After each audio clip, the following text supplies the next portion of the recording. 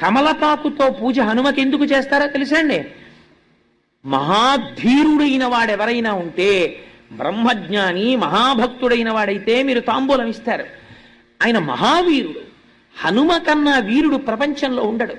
ఎందుకని అంటే హనుమకి అసలు ఆయుధం లేదు, ఆయనకి రూపాలున్నాయి. ఒక్కొక్కసారి దాసాంజనేయుడుగా ఉంటాడు, అప్పుడు పరమభక్తితో ఇలా ఉంటాడు. ఒక్కొక్కసారి ఉగ్రాంజనేయుడుగా ఉంటాడు. మీరు అటువంటి ఫోటోలు ఎప్పుడైనా చూశారో లేదో, చూస్తే భయం వేస్తుంది. అసలు వాళ్ళమునకు తోకతో ఇలా నిప్పు పట్టుకుని నిలబడతారు. అసలు అటువంటి మూర్తిని పెట్టుకోవడం కూడా చాలా కష్టం. ఉగ్రాంజనేయుడుగా ఉంటాడు. ఒక్కొక్కసారి పంచముఖ ఆంజనేయుడుగా ఉంటాడు. అదేమిటంటే ఆంజనేయుడికి అలా శిరస్సులు ఉంటాయా అని మీరు తెల్లబోతారు.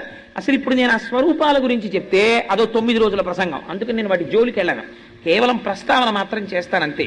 అందుకని పంచముఖ ఆంజనేయుడు అని ఉంటారు, అది ఒక స్వరూపం. ఇవన్నీ ఎవరు?